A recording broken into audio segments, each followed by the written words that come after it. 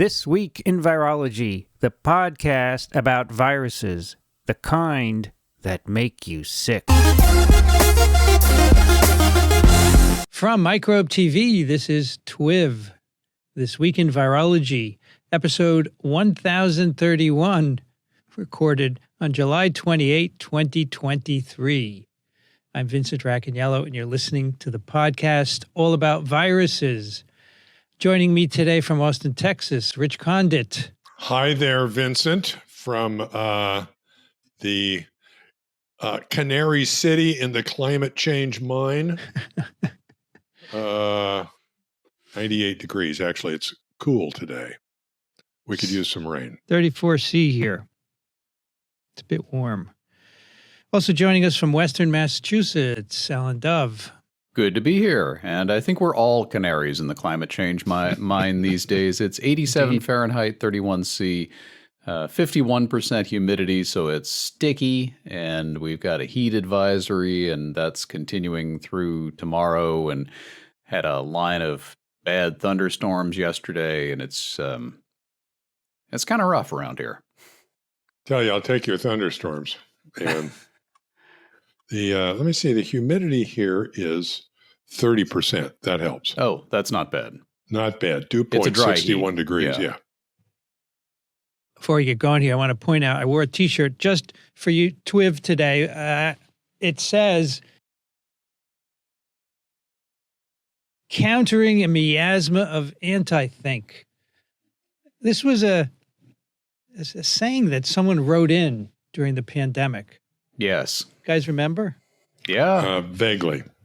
He or she wrote in, I don't remember, and you guys, what you're doing is countering a miasma of anti-think, which there was plenty of. There's still probably more these days of anti-think. I just hope that we reach outside our bubble at least a little bit, because to a large extent, my guess is we're preaching to the choir.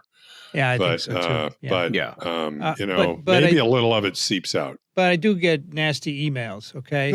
Okay, so that's a good sign. So that means that we are outside the bubble. And in fact, the RFK Jr. debunk that we did a couple of weeks ago with Dan Wilson. So normally on YouTube we get 90% plus likes on the comments, and we get a few hundred comments, 300, 400, 500. That episode has over 3,500 comments and only 70% likes. So 30% of the people are not, they're outside our bubble because they don't like that episode. Okay, good. Well, and bear in mind, the reach of the show is not just the people who are listening and watching. That's correct. Yes. It's the people they interact with who are, potentially even more reachable because they're talking to somebody they know who then understands the virology and the rebuttals of those arguments and can say, and maybe set them straight. Although in a lot of cases, if you're dealing with the hardcore, that's not going to happen. Last I looked at, YouTube video also had like 27,000 views. It's probably more now. Yes, it's got more. So that did very well. And anything with RFK you do is doing well. Sure. So we just released the new Beyond the Noise, right? The Paul Offit thing with it yesterday or this morning. The title is RFK Jr. should stop talking about vaccines. And I put a picture of RFK Jr. on the thumbnail, and it's got 5,200 views in just 15 hours, right? So that's doing very well. So it all depends on this topic. Is why the media covers Trump so much. Yeah, that's right. In case anybody was wondering, he gets the clicks because people are mad and Anyway, if you want to spread the word about miasma, you can buy these shirts at cafepress.com/TWiV.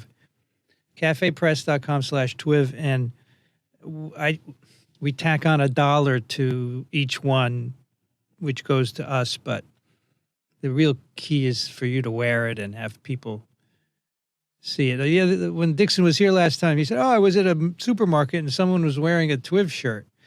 It's great. I said, "You should have gone up to them and said, 'I'm Dixon.'" They would have loved it, right? Yeah, Yeah. absolutely. So I want to on any random day see a person with a TWiV shirt. I mean, I see all kinds of shirts all the time, right? And I want to see a TWiV shirt just randomly. So cafepress.com/TWiV. I actually have to get another one. I wear printed T-shirts when I work out, Yep. and my previous TWiV shirt finally got to the point that I had to throw it out because it was really worn out, and I need to pick up another. Good point. I do could have a use TWiV another. sticker on my water bottle, though. You could use one. Is that what you said? I'll pick one from the Cafe Press site. I'm not sure I want the Conquering Miasma shirt. No, you want a but sticker. Is that what you said? No. I have a sticker on Okay. my water bottle. I already got one. Yeah, I rearranged all the stuff at Cafe Press, so now there's different categories, so it's easier Cool. to find stuff. So check it out, cafepress.com/TWiV. All right, we are back to advertising a position in Amy Rosenfeld's lab. She did fill the one that we had advertised for. She has someone coming soon, but she's going to hire another person. She's on a rampage. Yeah, so this is Amy Rosenfeld is at the Center for Biological Evaluation and Review at the FDA, and her laboratory works on enteroviruses, many different areas of research. One of them is the finding that she made just before leaving my lab last year. If you make antibodies to any particular enterovirus, they will cross-react with different species. Like you make an antibody to polio, it will cross-react with rhinovirus, and that's not supposed to happen. So she wants to figure out how that works. So other projects all dealing with enteroviruses, animal models, pathogenesis, immune response.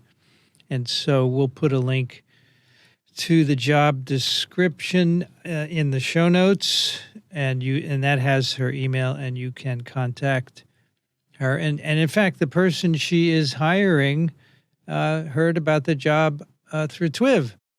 Oh, cool. Great. So that's great. There's somewhere out there is someone else who is looking for a job, and the FDA is in Maryland.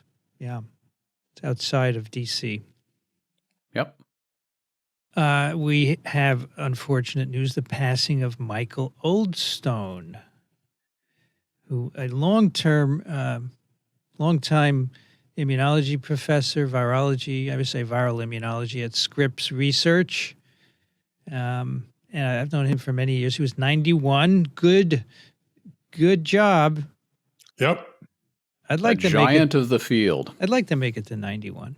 He was quite something. Yeah, so he did a lot for viral pathogenesis, in particular using mouse models for studying immune responses, trained a number of, he often used to say to me, I train the leaders in the field.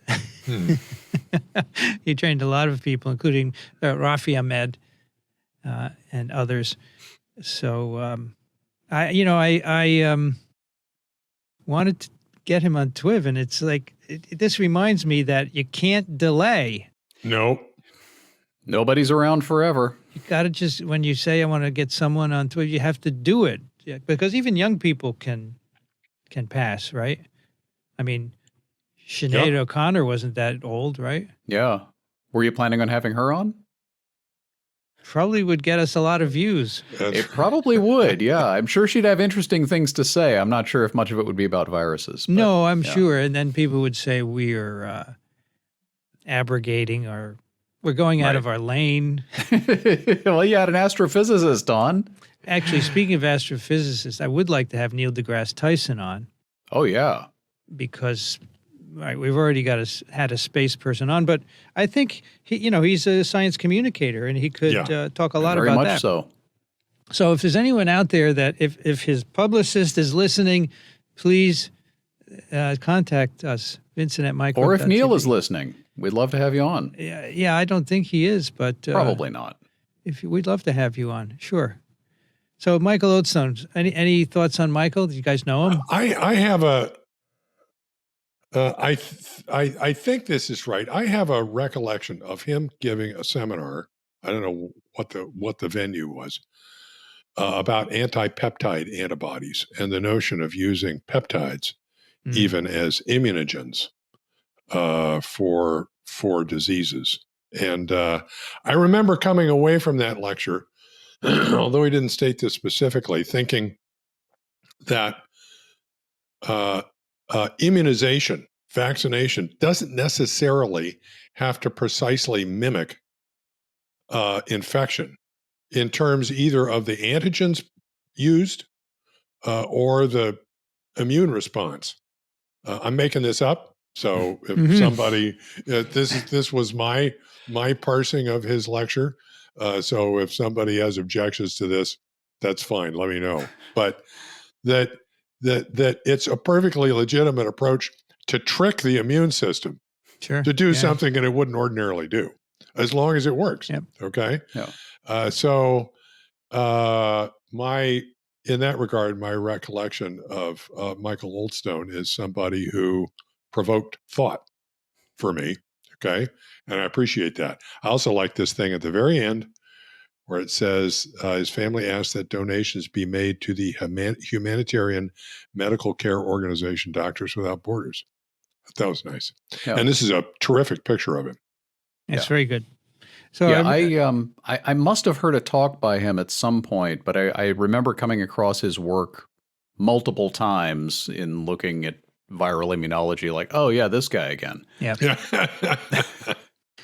I remember giving a talk at a meeting, and he asked, it was at a Gordon conference, I believe. He asked a question.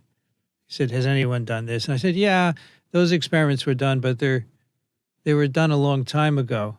And he said, is that bad? And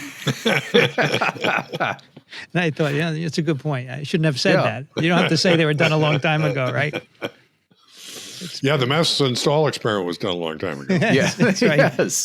Hey, structure of DNA was done a long time ago, right. right? A lot of things done a long time ago. They hold up, and that's fine. All right.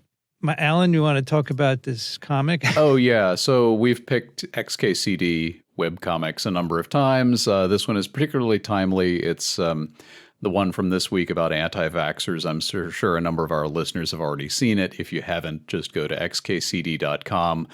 And it's just a little riff on one aspect of this, that, everything was so confusing in the pandemic, and there was so much like, does this work? Does that work?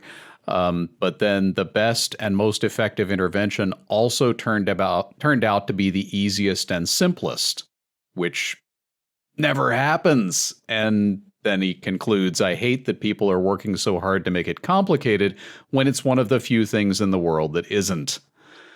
So I thought that was a pretty good take. Very good.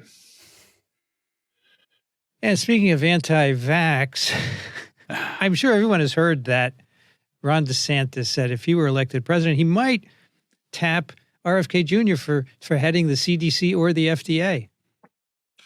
Unbelievable. I don't know what because the world has come to. DeSantis is in the business of saying inflammatory stuff to get his face in the news. That is what he does. The problem is that if he gets enough traction, he follows through. Look at their Surgeon General. Yeah, exactly right. Yeah. Yep. I think, Alan, he actually thinks RFK Jr. would be good in those positions. Yeah. Oh, I don't think he thinks anything at all. I think he thinks in terms of public policy. He thinks, how will I rile people up at this next rally? Yeah. He's really, if you look at the policy making that he's done in Florida, it's just one disaster after another. It's no thought to what's to public benefit or what makes the most sense. It's all about riling up the base, and that's what this is. So there may be listeners out there that think we're getting political, okay? But the issue here is that the notion of picking somebody who is not a scientist and in fact is an anti-scientist to run or have any influence on a government science agency is ridiculous. Yes. That's That's a comment on science, really. We are entitled to strong opinions about who heads the FDA and CDC. I mean, typically they're headed by MDs with experience in public health, right? Yeah.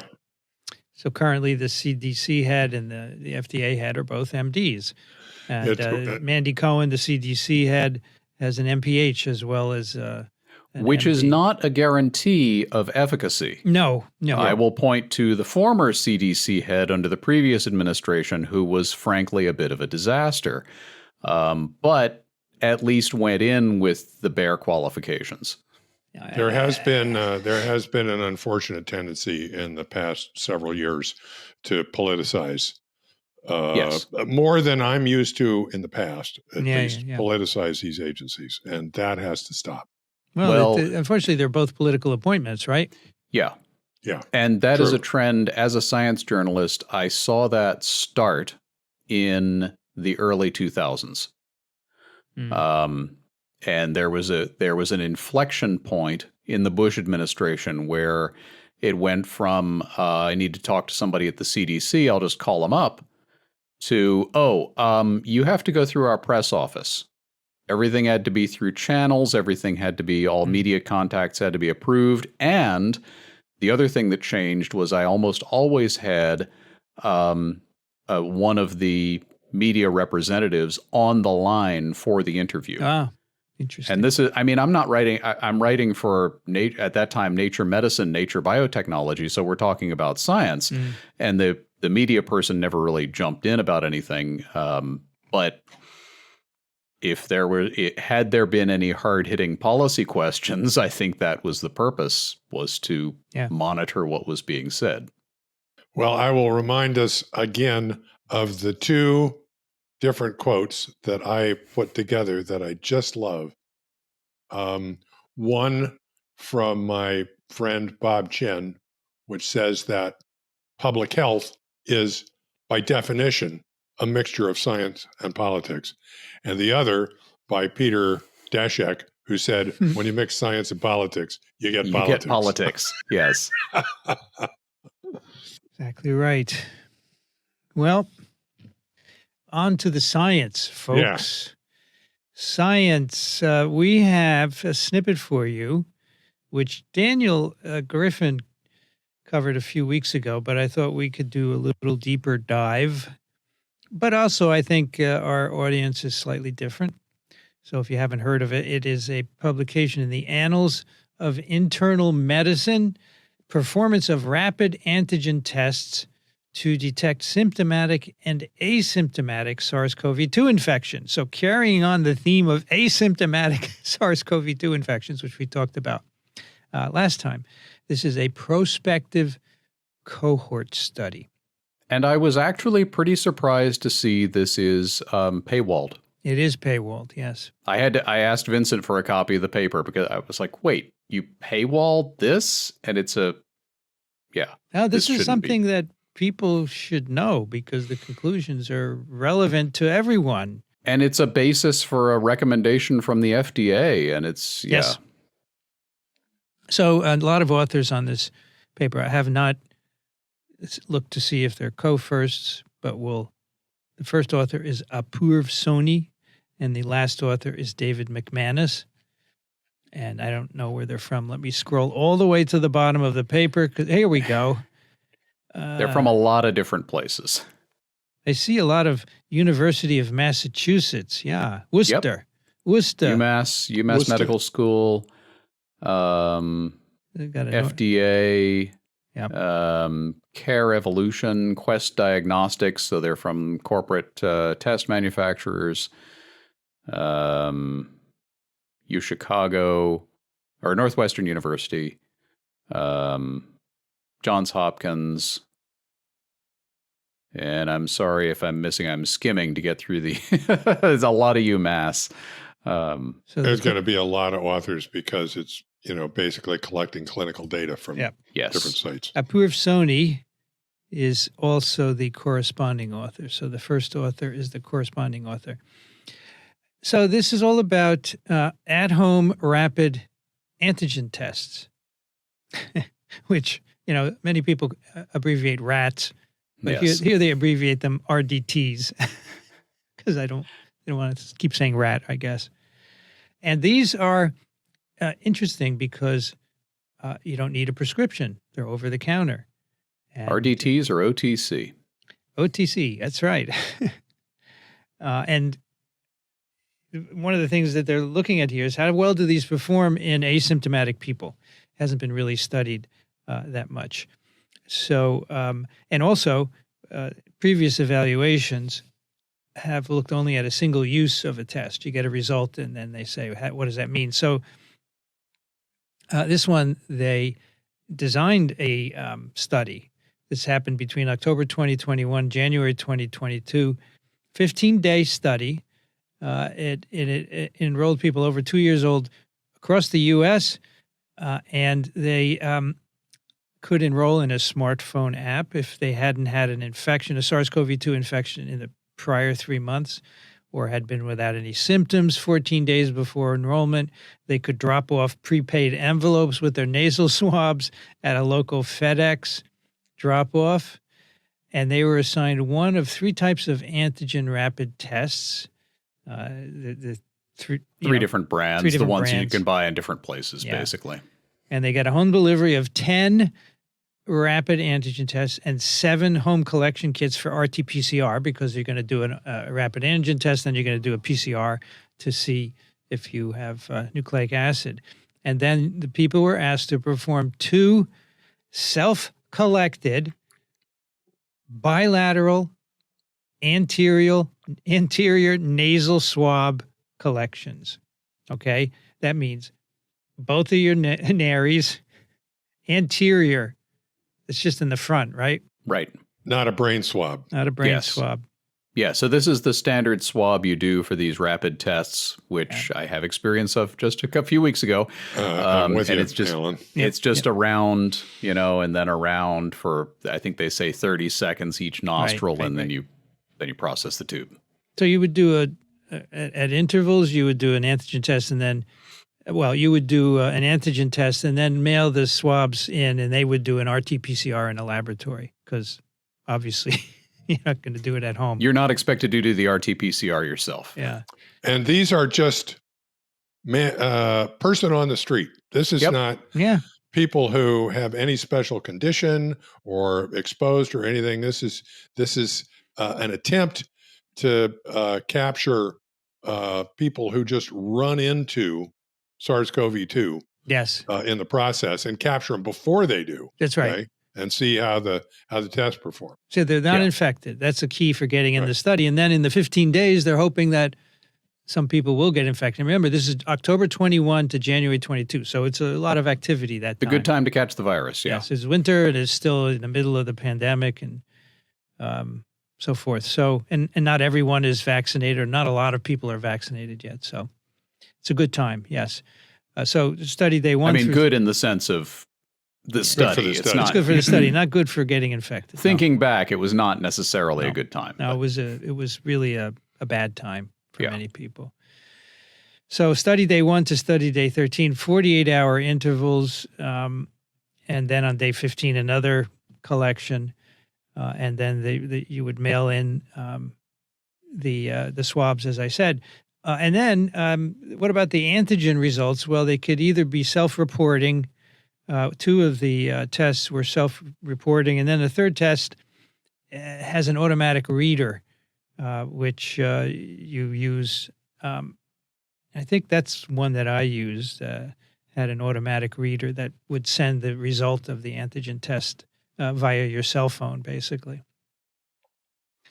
And then they do a lot of statistics in this paper, and one of them. Well, right. So they got 5,300 people, 5,353 people. So it's a decent sample size. And then 150 something. 154. 154. Had at least one positive comparator result. Right. During the course of the study.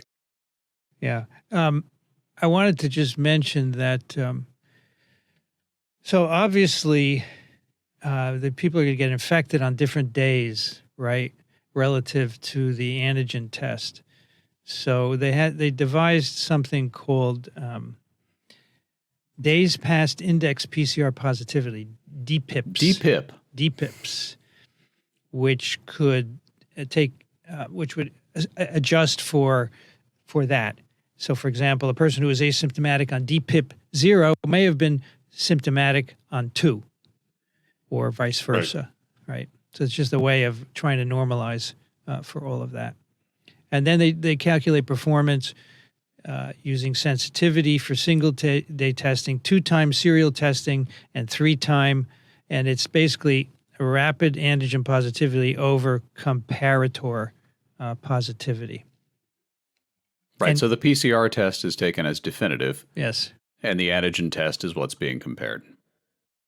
So, yes, as Alan said, 5,353 people were eligible for testing for a total of 42,130 days of testing. So it really adds up when it's only 15 days, but, you know, people were 2 to 90 years of age. 13% were unvaccinated. 5% got 1 dose of vaccine. 82% had 2 or more doses. It's pretty interesting, isn't it? 82% had 2 or more doses.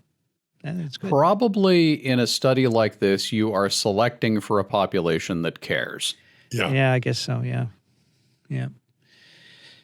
The performance of these rapid antigen tests to detect infection on the day of infection onset was higher among symptomatic participants.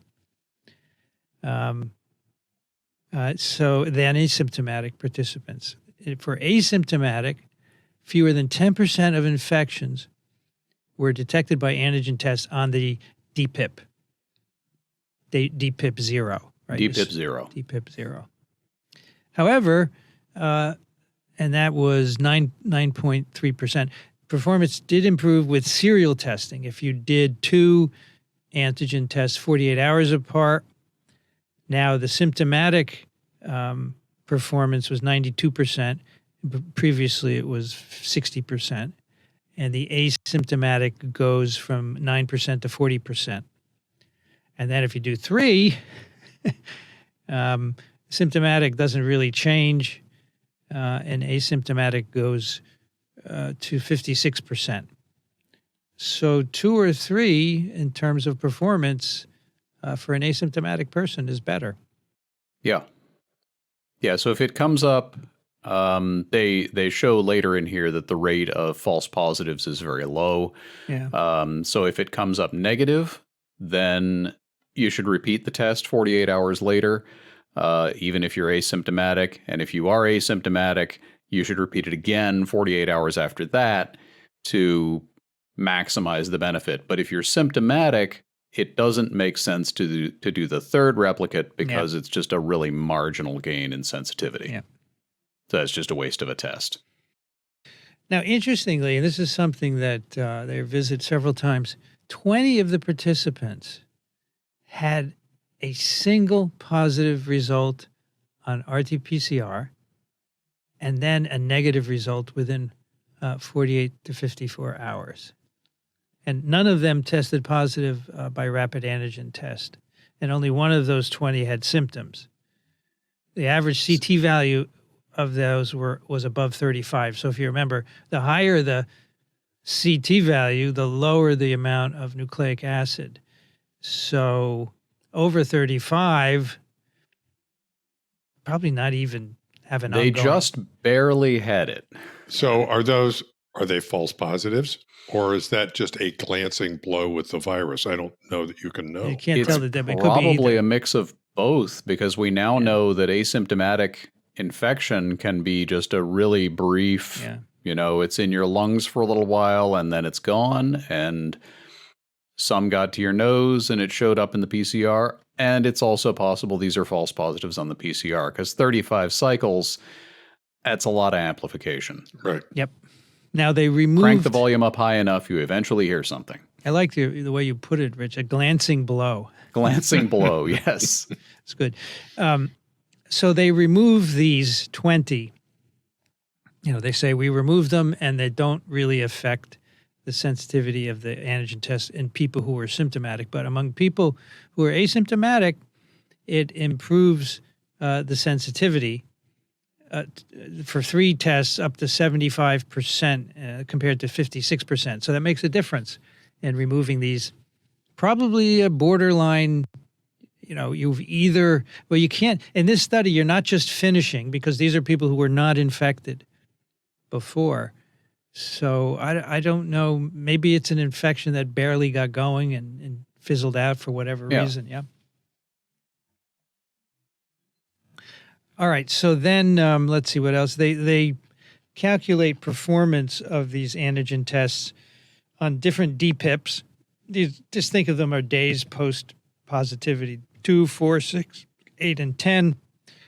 Which, as they say, to approximate a scenario where a person would start serial testing on those days. Right, because most people did not go around testing themselves every 48 hours just because. They tested themselves because they thought they'd been exposed or because they were developing symptoms. So the aggregated performance of the antigen test, this is for DPIP 0 to 6 among symptomatic participants, was 83%. For single time point testing, although the sensitivity ranged from 60 to 95%. So a little bit of a range there in sensitivity. Serial testing improves the sensitivity to 93.4% using 2 and 94 with 3. So even the symptomatic people, you should do 2 to improve the sensitivity. All right. So unless your first one's positive. There are very few false positives. There are very few false positives. So if it comes up positive, you most likely have it. In symptomatic people. In symptomatic. Yes, in symptomatic people. Yeah.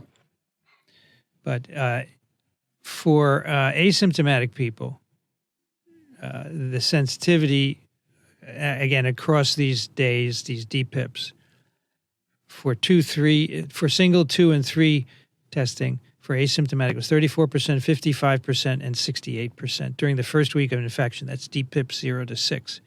And then when they get rid of those singleton positive PCRs, the one where they're only one positive, it goes to 40, 63, and 79%.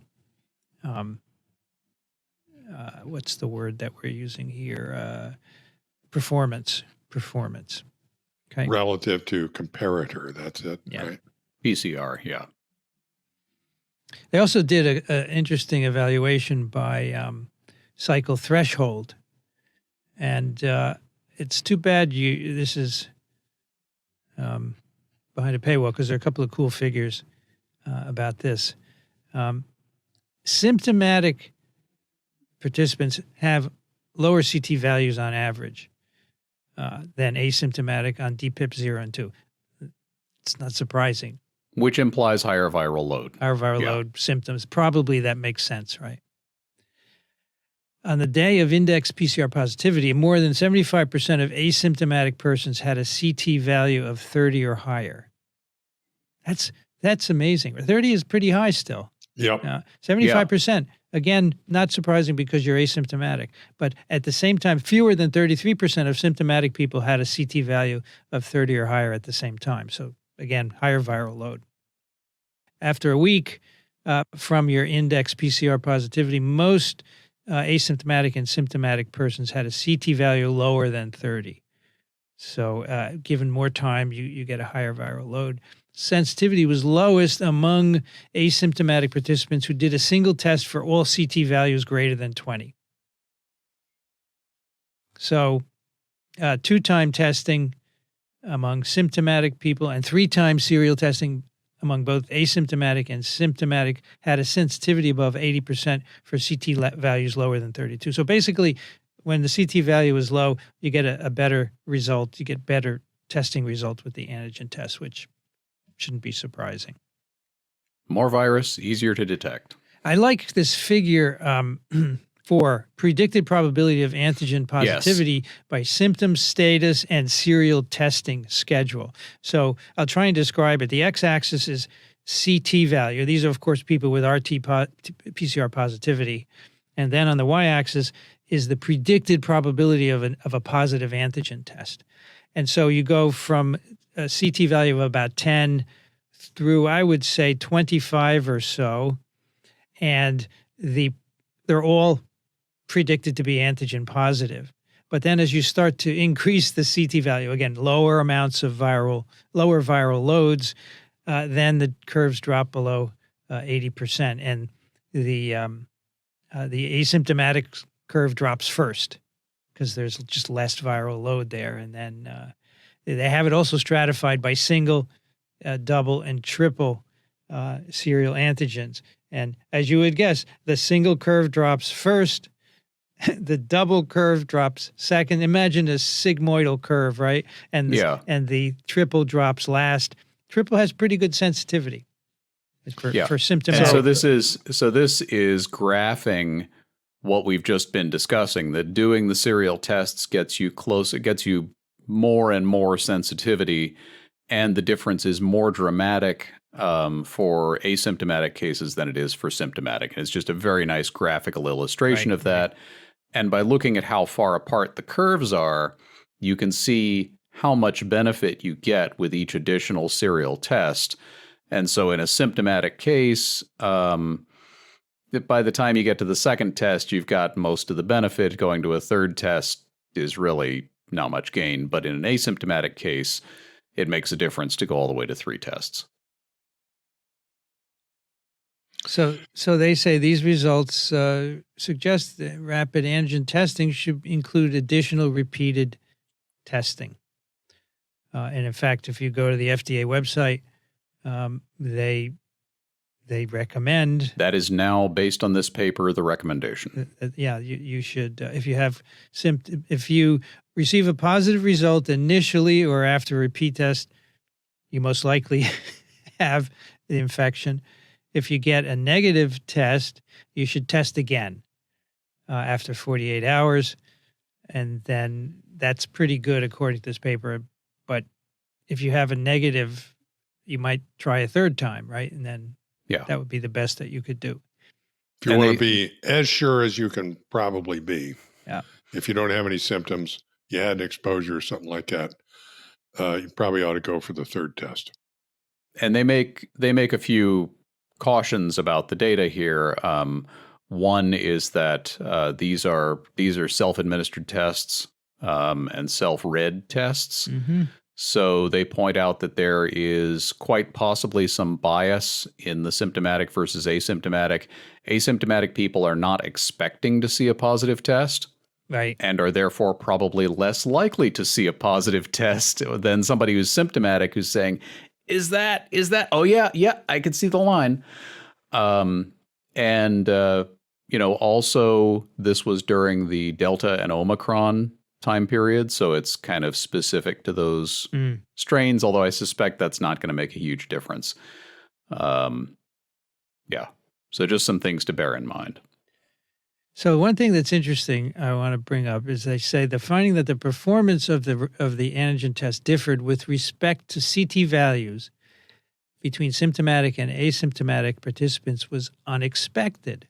And that's because the performance of antigen tests has always been considered to be a function of viral load. But their findings suggest that dynamics are not the only factor. And they go on and discuss some other factors that may affect it. For example, as Alan just said, interpretation of the results, the amount of secretion. Amount of mucus in the nose. Amount of mucus in the nose. And they also say a previous report suggested that people with certain haplotypes of HLA are 2 to 8 times more likely to have an asymptomatic infection. And that could also be a factor, right? That was the paper we did last week. That was what we did last week, yeah. So that's kind of interesting. So the public health implications are that people testing should exercise caution despite an initial negative result. Test again. Rates of false positive results in the study were low. Therefore, any rapid antigen positive should be considered positive without the need to retest. And they say something sorry, go ahead, Alan. No, I'll just, you go ahead. Mine's more of an ending comment. then they say something I'm not sure about. In the context of reports of viral culture positivity more than 5 days after an initial positive, our findings support isolation for a longer period. The problem is those studies are just yes or no. There's no quantification of virus infectivity, right? They take some of the nasal swab, they throw it in a culture dish, and they look for infection. They don't measure. So you don't know how much virus is there. And so, if you want to err on the side of caution, yeah, you want to isolate for more than 5 days, but it may not be necessary. So I think that's a little, I understand the public health message here is we don't need plaque assays. We just don't want you to have any virus. I got it, but it's a little more nuanced than that. Okay. Yeah. So what I was going to say is here we are in 2023. And as a practical matter, most people are not going to be implementing this as written. Certainly the isolate for 5 days. Nope. Public health departments aren't really doing that anymore. I had COVID-19 a few weeks ago, and I made a point of not going out and being around people even when I started to feel better, because I wanted to be sure I wasn't spreading it to people who are vulnerable. This is the kind of thing that is still applicable in an environment where you're dealing with people who are highly susceptible to the disease. Maybe you work in a nursing home, or you're in an environment where you've got a lot of high risk people around you. Then this would matter. But for most people, I think at this point, this is interesting, but it's not necessarily something that you're going to apply.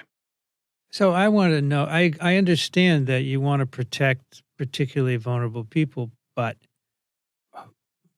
how long are you going to do that forever? Because the virus is going to be around forever, right? I think we need to accept, the virus is going to be around forever. I think most people have gotten their heads around that. This is an endemic coronavirus. It is now our fifth common cold coronavirus, if you want to call them that. And I think what we need to do is zoom out and say, okay, this was an exceptional disease when it first came into the human population because of the amount of morbidity and mortality it caused. It is now something we live with. And instead of just saying, okay, so we no longer have to worry about it, what we should do is take a lot of what we learned during the pandemic and apply it broadly to infectious disease. If you're sick, don't go to work. And if your COVID-19 test is negative, well, okay, maybe you don't have SARS-CoV-2, but maybe you have influenza. Don't go to work, because then you're going to be spreading influenza. And I didn't spread SARS-CoV-2, but the guy at the next desk is in the hospital now with flu, or RSV, or whatever. Sure. So I think this notion of limiting spread of viruses in general is something that is helpful, and is something that we should say, we as a society ought to do more of that. So I agree. And that's why I don't want to treat SARS-CoV-2 specially, right? Because we got influenza and RSV and other viruses. We don't do any of this. So let's do it for all of them. I think that would be great. Just because we didn't do this in 2019 for OC43 coronavirus doesn't mean we shouldn't have been doing it. So let's start. I think it's going to be a hard sell. But this is the time to take these measures that people put in place for years, for a couple of years, and say, okay, you don't have to mask up every time you walk out of the house. You can travel again, you can go places, but some of the really basic, simple stuff, like you think you're sick, don't push yourself to go out and be around people. Yeah. That I think we can hang on to, or we should. One of the things I think about as we talk about this is what we've experienced over the last 3 years. I mean, this is science in action. The fact that we can do this is just mind-boggling. Within a very short period of time, we knew exactly the critter that was doing this, and had the tools we needed to make not only therapeutics but also diagnostics and vaccines. Yeah, and I'm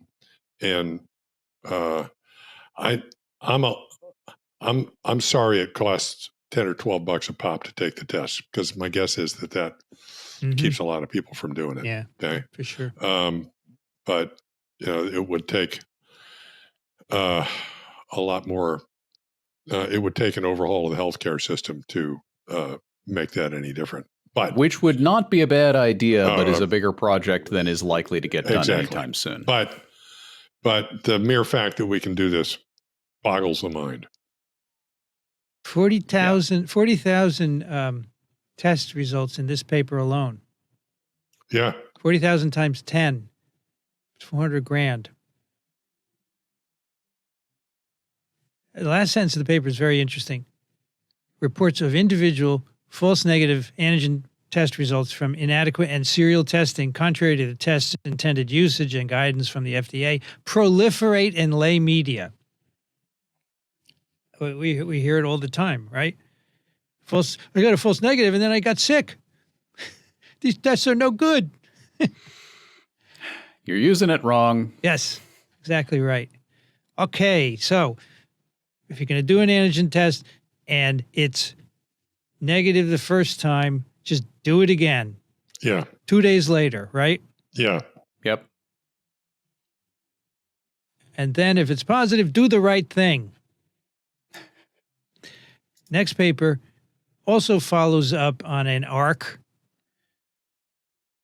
This is a journal of experimental medicine. Autoantibodies neutralizing type 1 interferons underlie West Nile virus encephalitis in about 40% of patients. This is full of Italian names. And lots of them. This is a huge collaboration. Another one. We have multiple first, second, and third co-authors. It's amazing, but the first co-first authors are Adrian Gervais, Francesca Rovida, Maria Antoinetta Avanzini, and Stefania Croce. And then the corresponding authors are Jean-Laurent Casanova and Alessandro Borghese. And they're from all over Europe and parts of the U.S. and yeah. Yeah, there's that's one of the reasons there are so many authors. Yeah, there are lots of cohorts, as you will see. Clinical data from several different sites. We haven't talked about... and Hungary too, I think, right? Yes. What's that? You're hungry? Right. I said all over Europe, right? That covers so Italy, France, Hungary, and then there's a U.S. contingent. So we haven't talked about West Nile virus in quite a while. Kind of been pushed out by other issues, but it is a flavivirus and enveloped plus stranded RNA virus. It's mosquito-borne. First discovered in Uganda in 1937 in the West Nile district. That's why it's called West Nile virus. It has nothing to do with the Nile River. It's the West Nile district.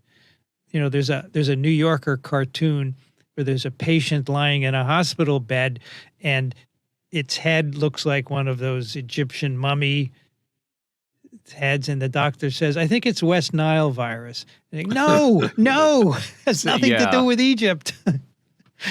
Anyway, it is now a leading cause of mosquito-borne disease globally. Number of infections in the millions, tens of thousands of reported cases of neuroinvasive disease, and thousands of deaths in countries who do surveillance. Now, most people, you get infected. Most people are asymptomatic. That's another word now that listeners should be really familiar with. In the common language, yes. In the lexicon. And I should, since Dixon's not here, this is primarily spread by Culex mosquitoes. Mm-hmm. It's pretty promiscuous in the mosquitoes it can use, so it's not like malaria where it's species specific. And that is a major reason. That and globalization are the major reasons why this virus, first seen in 1937 and pretty rare for a long time, in the past few decades has now become worldwide and is everywhere. and is now widespread here in the States, in the southern parts of the United States, but also in the north. You can find these wonderful videos of the infection sweeping across the U.S. from the east to the west. When was that? Dixon wrote a book about this, That right? was in the 90s. 90. Yeah. So it came to New York City. Let's get the year. I don't want to. I think I have Dixon's book behind me. First West Nile, New York City, 1999. Okay. It had never been in the U.S., and suddenly people were getting encephalitis in New York City, and birds were dying. Right. Because this is a virus who's in many, many animals in nature, but birds are one of them, and the mosquitoes transmit it from bird to bird. And new birds were being infected that hadn't been infected before. Birds were dying at the Bronx Zoo, and Tracy McDermott, I think was her name. She was a pathologist at the Bronx Zoo. She noticed something weird going on. Eventually, they figured out it was this West Nile virus that had come in. So Dixon, he had closed his lab and he was looking for something to do. So he decided to write a book called West Nile Story, a little paperback, wonderful little book. And when I started TWiV, the first episode in September 2008, that was the topic. That was the topic. West Nile. It was called West Nile Story, actually, the episode, number 1. Just as an aside for a frame of reference, other flaviviruses that people might be familiar with include hepatitis C, yellow fever, dengue. Indeed. Yeah, so some of these are not vector-borne, but a lot of them are.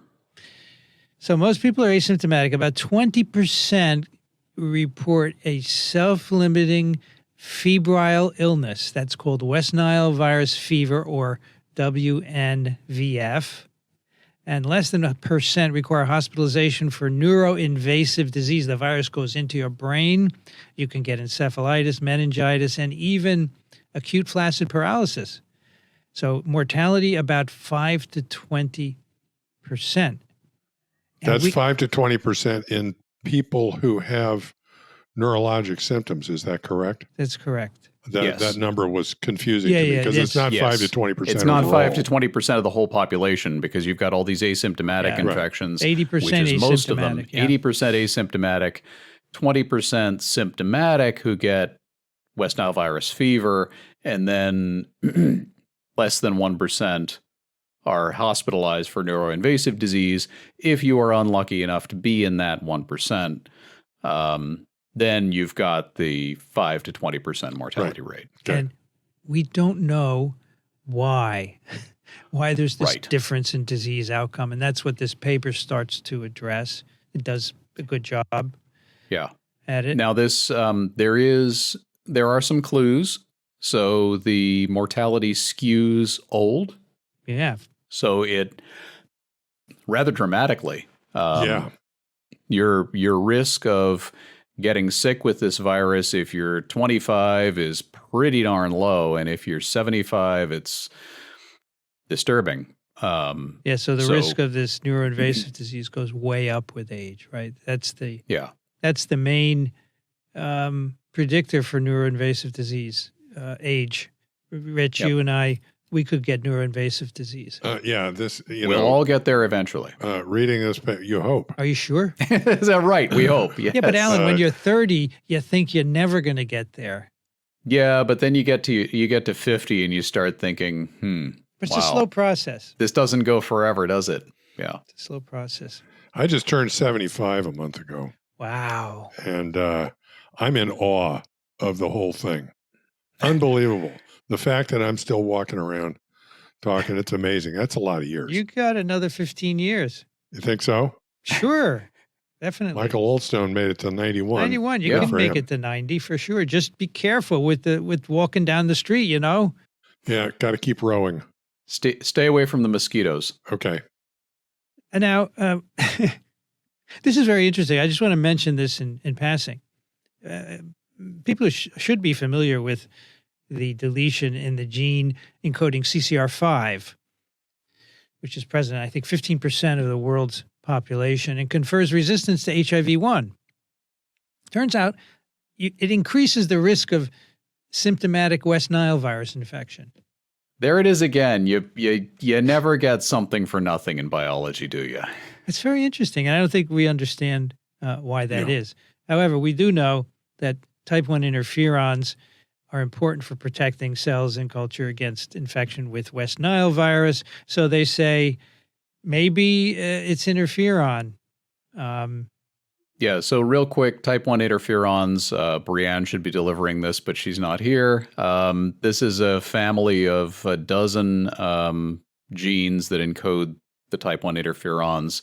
They're cytokines, they're secreted mostly by dendritic cells, and they're critical for antiviral defenses. And they kind of decline with age. Is that fair to say? I'm not sure about that. I'm not sure they decline. They don't, okay. But I think also that every cell can make interferon too. Every cell can, yes. The main source of them is the dendritic cells. They're actually also, they are virus induced. Okay. Yes. So you get infected, and the first infected cells send out this alarm and put up the defense shields for the buddies in the neighborhood. Makes interferons, they go out and help protect the neighboring cells to limit the damage the virus can do. By the interferons activate a bunch of genes, interferon response genes, which we've talked about before. And it's rapid. This is the key. Yeah. It's rapid. It's fast. So that it's a good first, besides physical and chemical defenses, it's a good early defense against infection. So you can imagine if you have a problem with an interferon defense, the replication is going to continue, and that could be problematic. Because it takes so this is innate. This is before you have antibodies against the particular virus. It's just, hey, virus, everybody, put up your virus shields. Adaptive responses are going to take some days more. So you need, this is in between. So we just did a paper, I don't know, a few months ago, where it was shown that, severe COVID, the greatest risk factor is age. And that in that paper, they showed that people with severe COVID, about 15% of cases of severe COVID have circulating antibodies to interferons, autoantibodies. This is not good. You don't want to make antibodies to yourself, right? But unfortunately, and especially not to something important like your interferons. Yeah, well, for me, all of me is important, so I don't want antibodies. Yes. I don't know about you guys. Well, right, yeah. But you're not supposed to make it. But a lot of people do make antibodies to their own proteins because I don't know why. Because Brianne might be able to speculate on. Well, this is something that, interestingly, increases with age. It does. So the older you get, the more likely you are to make autoantibodies against your type 1 interferons. So I wonder, as I was reading this paper, I was wondering how much, I have in my head that as you get older, your immune system doesn't function as well. And I was wondering how much of that is this? Right. Okay. Making antibodies to this or that. Well, there's also immunosenescence, right? Your bone marrow goes away, so you can't make cells derived from the bone marrow. There's a lot of shit happening. But you'll bleep that. But Alan, this has nothing to do with cars, right? Not as far as I know. They had these autoantibodies, nothing to do with cars. No. Okay. I just want people to understand, because a lot of people would say, what does my car have to do with this? And I think that would be a good... No, if you somehow got your car into your bloodstream, the antibodies against it would be the least of your problems. But so in terms of immunosenescence, this is possibly one factor in part of the population. So I said these antibodies become more common with age, but it's not like, oh, I'm over 75, I'm going to have interferon 1 autoantibodies. It's like they say, 4 to 7%? True. Yes. Right. So some people, and when you're younger, if you're under 65, it's like 0.3% of the population has these autoantibodies. It becomes more prevalent with age. The whole which notion suggests that your this may immune be system, a factor. The whole notion that your immune system can discriminate between what's you and what's not you is magic to start with. Okay? Yes. So it doesn't surprise me too much that after a few The trips magic around fades the sun, after that you get breaks old, down a little bit. So these autoantibodies Who has them? Let's take a look at that. Under the age of 65, 0.3% of the general population has them. Okay. About 0.3. So we'll make a little nuance here. Antibodies that neutralize high concentrations of interferon. So you need more antibodies, 0.3%. And then antibodies neutralizing low concentrations, about 1% of people under 65. How about over 70? It goes up to 4% and 7% for high and low concentrations. So it's quite a lot of people. And so that could explain a lot of severe diseases. In fact, they say there have been studies done which show that having antibodies against type 1 interferons favor more severe varicella-zoster virus disease, about 5% of cases of critical influenza pneumonia, and 25% of hospitalizations for Middle East respiratory syndrome. And then, of course, we have the COVID, which we talked about previously. They also note that so the yellow fever virus vaccine has caused adverse reactions in a number of people. 3 of 8 people who have had these reactions, including encephalitis, had autoantibodies against type 1 interferon. So, hey, why not look at West Nile virus, right? Yeah. So that's what this is about. And they collected 441 subjects who are hospitalized for West Nile virus disease. So life-threatening disease, you're hospitalized. We got Italy. We got 4 cohorts from Italy. We have that's 350 people, 57 people from the U.S., 31 from Hungary. Of those, just 31 from Hungary. 31 from Hungary, 348 patients with confirmed neurological diseases, including encephalitis, meningitis, acute flaccid paralysis. And then we have 93 patients without any evidence of neuroinvasive disease. That's a good control group, right? They have another good control group. They also got 108 patients who had West Nile virus fever, but they were managed as outpatients in Italy and Hungary. So they had the fever, they had symptoms, but it wasn't West Nile virus disease hospitalization. Not bad. And then they had 114 people in Italy and the U.S. with recent asymptomatic or pauci-symptomatic infection. So here's a question for listeners. How would you know that they had a recent asymptomatic infection? Pauci is okay because they have little mild symptoms, right? How would you know they had an asymptomatic infection? I'm waiting. Tracing and testing? It could be part of a study. It would have to be if they had no symptoms, right? Yeah, I mean, it's not like you get a mosquito bite and you go get tested for West Nile. Right? And yeah, it's probably a trace and test study. Okay, and these people, the ones who were infected, they have clear evidence for West Nile virus infection, right? They have PCR, antibodies in the serum, and so forth. So that's not an issue here going forward. Oh, wait, I just found it. Yeah, so 114 people with recent asymptomatic or symptomatic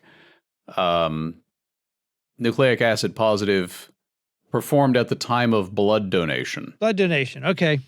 So that's where these people showed up. They were being tested because they were giving blood. And so they have that blood. Yeah.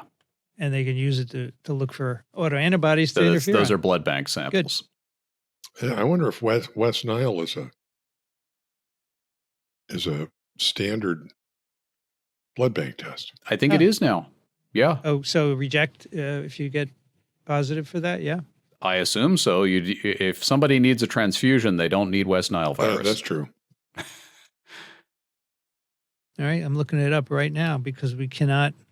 Yes, all donated blood is tested. Any product to be infected is removed from the blood supply. Don't you? And given to the research lab. Don't you love it?